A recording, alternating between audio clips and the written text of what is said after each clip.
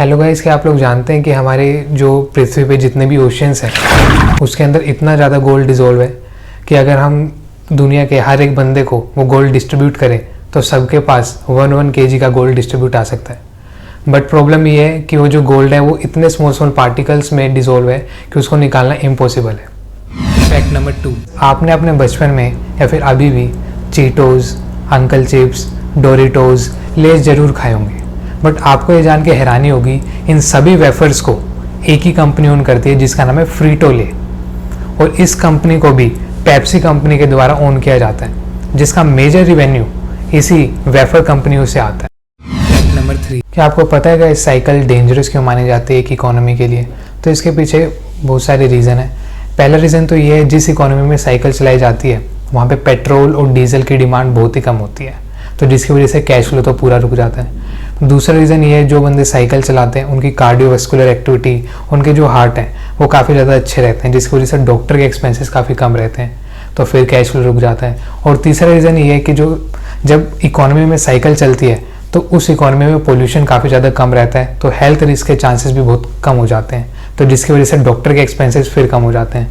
तो इसी वजह से जो इकोनॉमी में कैश फ्लो है वो काफ़ी कम हो जाता है, तो इस वजह से साइकिल को डेंजरस माना गया इकोनॉमी के लिए। ये काफ़ी वियर्ड सी बात है। गाइज, आप लोग ये जानते होंगे जो यूएई है और कतर है, यहाँ पे 0 टैक्स है। तो आप ये सोचते होंगे जो इसकी कंट्री की जो गवर्नमेंट है वो कैसे सर्वाइव करती होगी। तो इनके जो मेजर रिवेन्यू जो कलेक्ट होते हैं, सबसे पहला रिवेन्यू तो इनका इंपोर्ट ड्यूटी से कलेक्ट होता है। ये कंट्री काफ़ी ज़्यादा हाई इंपोर्ट ड्यूटी लगाती है जितने भी प्रोडक्ट इनकी कंट्री में इंपोर्ट होते हैं। सेकेंड रीज़न ये है, इनकी कंट्री में जितने भी डिपार्टमेंट्स हैं, जैसे कि रेलवे डिपार्टमेंट हो गया, वो सेल्फ वर्किंग मॉडल पे काम करते हैं।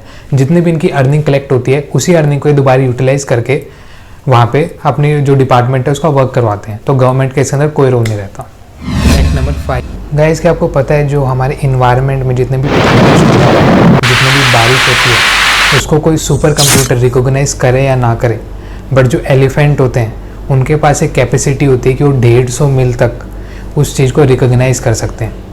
यानी 150 से 200 किलोमीटर तक उनको पहले ही पता चल जाएगा कि थंडरस्टॉर्म या फिर जितनी भी बारिश हो रही है उसके बारे में। पीछे ये भी रीज़न हो सकता है उसके कान बहुत ज़्यादा बड़े होते हैं।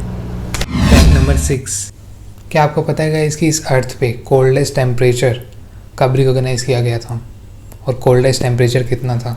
तो ये था -89.2 डिग्री सेल्सियस, जो कि 1983 में एंटार्क्टिका में रिकॉग्नाइज किया गया था। फैक्ट नंबर 7, आपने अपने बचपन में चुस्की यानी छोटी पेप्सी या फिर छोटी कोका कोला बोल लो ज़रूर ली होगी, जो कि अधिकतर 1 रुपये की मिला करती थी, लेकिन आज के टाइम में वो लोकल शॉप्स पे या फिर रिटेलर की शॉप पे नहीं मिलती है।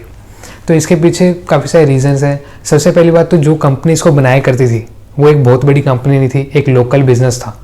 उसके ऊपर बहुत सारे एलिगेशंस लग गए थे कि वो हाइजीन को इतना ध्यान नहीं रखती है या फिर गंदा पानी यूज़ करते हैं, और इसको ओवरटर्न करने के लिए भी इस कंपनी के पास एज सच कोई इतना बड़ा एविडेंस या फिर कोर्ट के पास नहीं गई, जिसकी वजह से आज के टाइम पे मिलना बंद हो चुकी है। फैक्ट नंबर 8, गाइस, क्या आप लोग जानते हैं जो इंडियन करेंसी पे जो गांधी जी की फ़ोटो लगी हुई है ये कब ली गई थी?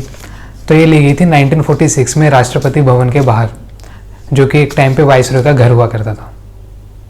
9, क्या आपको पता है गाइस इस दुनिया में मोस्ट हेटेड प्रोडक्ट कौन सा है? तो मोस्ट हेटेड प्रोडक्ट 1925 में नॉर्वे में डेवलप किया गया था, जिसका नाम था चीज़ स्लाइसर। यानी वो इतना गंदा प्रोडक्ट था लोगों के लिए कि उस टाइम पर नॉर्वे के अंदर डस्टबिन के ऊपर लिखा रहता था throw your cheese slicer here. Fact number 10, आपको पता है गाइस जो बर्ड है वो इंफ्रासाउंड को सुन सकती है। इस वजह से जब भी अर्थक्वेक आता है या फिर कोई भी नेचुरल डिज़ास्टर आता है तो उन्हें पहले ही पता चल जाता है, जिसकी वजह से वो बाहर आने लगती है और अजीब बिहेव करने लगती है। गाइस, अगर आपको ये वीडियो अच्छी लगी है तो लाइक कीजिए, शेयर कीजिए और सब्सक्राइब कीजिए।